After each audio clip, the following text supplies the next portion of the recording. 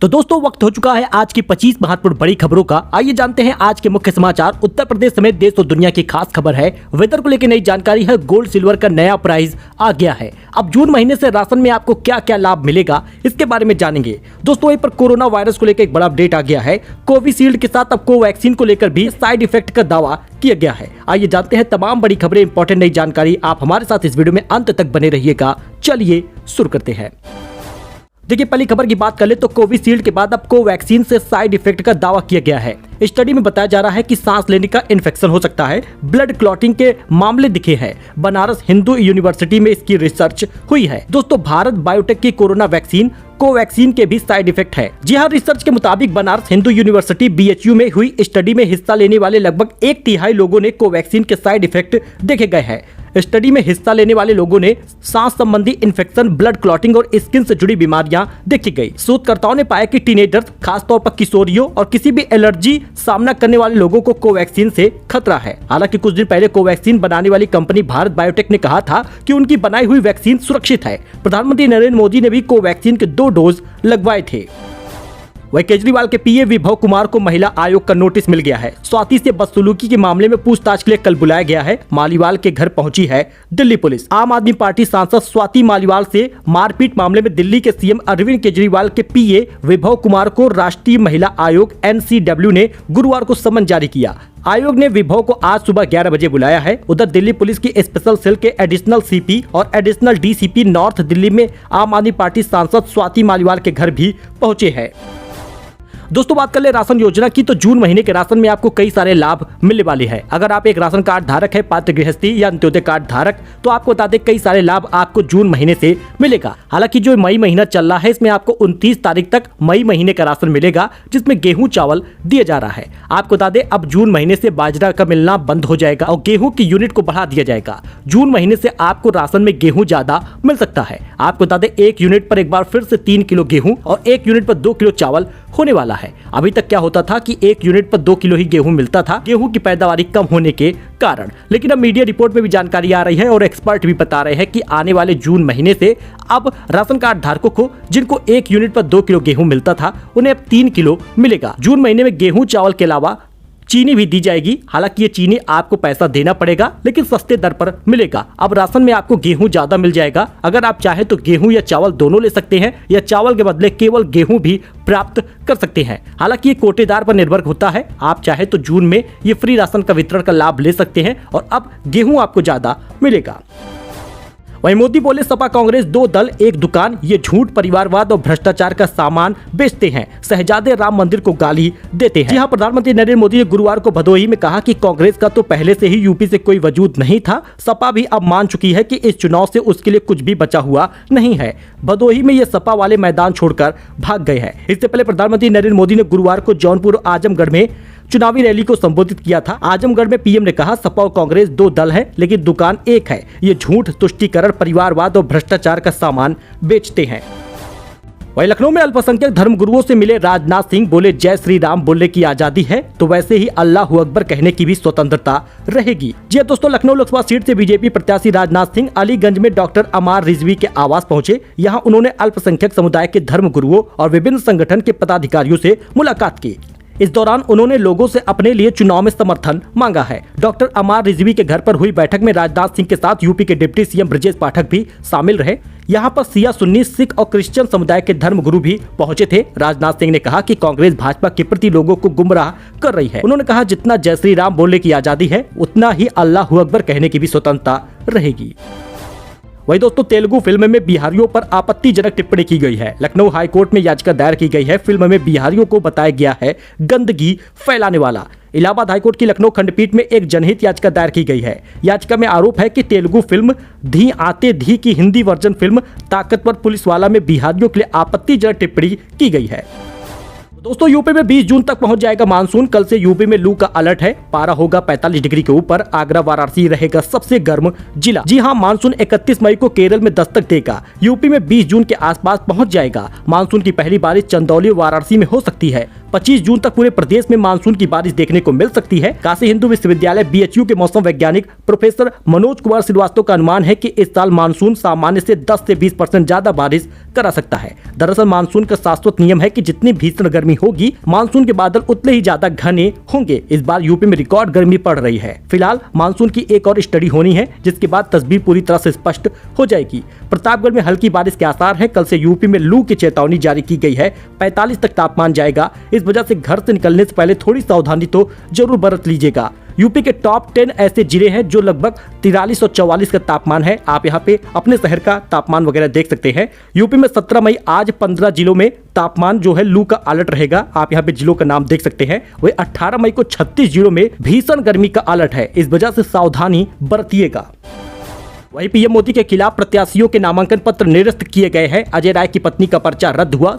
श्याम रंगीला ने लगाए आरोप तो एक्स पर डीएम ने दिया उनको जवाब। फिलहाल आपको बता दें, सबसे ज्यादा चर्चित नामांकन कॉमेडियन श्याम रंगीला का रहा, जिन्होंने लगातार 4 दिन तक नामांकन को लेकर धरना, हंगामा और शिकायत की। जी हां, सोशल साइट एक्स पर वीडियो पोस्ट करते हुए प्रशासन पर कई आरोप लगाए। अब आरोप पर डीएम ने ही उनको जवाब दिया। उन्होंने बताया कि उनके पर्चे में कई कमियां पाई गई, जिसमें अधूरा शपथ पत्र और शपथ ग्रहण नहीं करना ही सबसे बड़ा विषय है। इसकी रिसीविंग भी उन्हें दी जा चुकी है।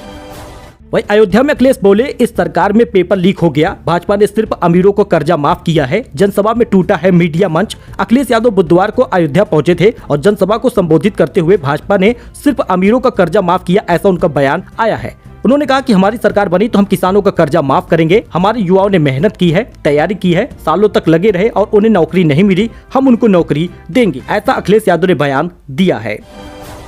वही केजरीवाल की जमानत पर सुप्रीम कोर्ट बोला, विशेष छूट नहीं दिए। ईडी ने कहा वो भाषण दे रहे हैं, वोट मिला तो जेल नहीं जाएंगे। कोर्ट ने दलील खारिज की है। दोस्तों, दिल्ली शराब नीति मामले में ईडी की गिरफ्तारी के विरोध में सीएम अरविंद केजरीवाल की याचिका पर सुप्रीम कोर्ट ने गुरुवार को सुनवाई की। कोर्ट ने केजरीवाल को जमानत देने पर कहा कि उन्हें कोई विशेष छूट नहीं दी गई है।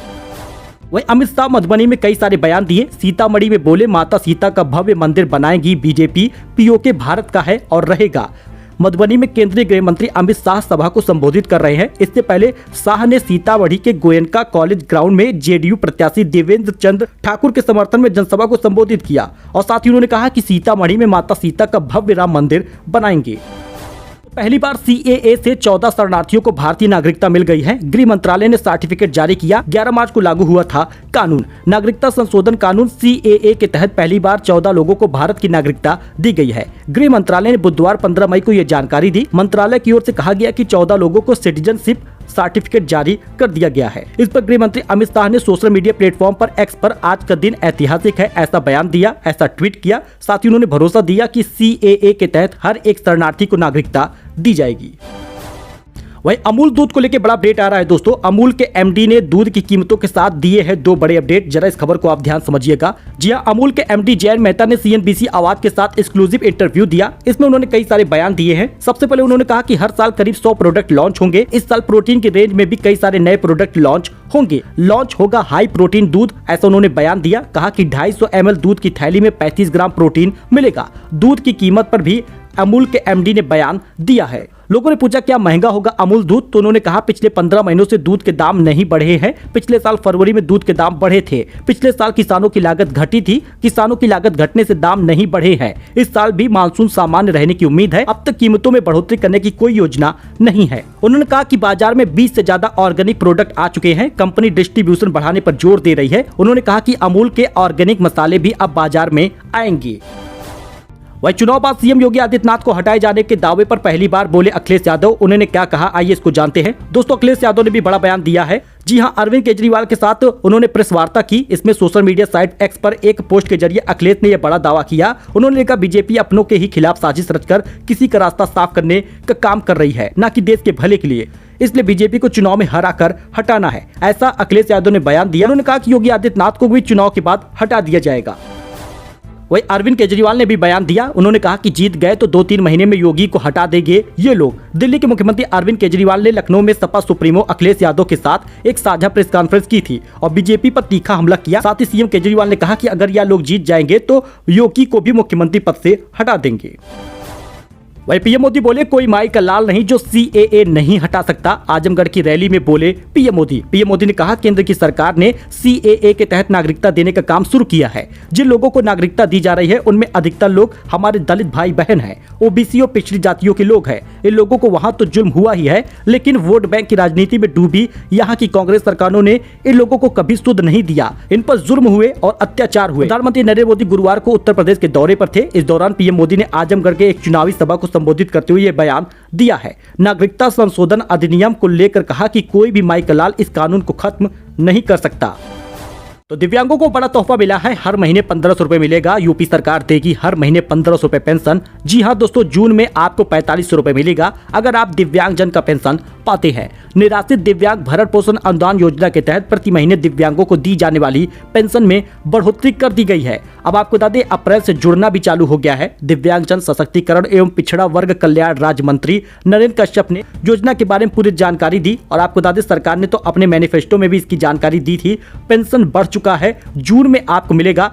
4 जून को लोकसभा चुनाव का रिजल्ट आने वाला है, उसके बाद बढ़ी हुई पेंशन का पैसा आपको पूरा मिलेगा। अगर आपको वृद्धजन वाला पेंशन मिलता है या फिर विधवा महिला वाला पेंशन मिलता है तो उसमें भी 500 रुपए की बढ़ोतरी हुई है, जो आपको जून में पहले सप्ताह के अंदर मिलेगा। सबसे पहले वृद्धजन वाला पेंशन आएगा, फिर उसके बाद दिव्यांग वाला पेंशन मिलेगा, यानी बढ़ा हुआ पेंशन मिलेगा। ऐसा मीडिया रिपोर्ट में और एक्सपर्ट के द्वारा जानकारी सामने आ गई है।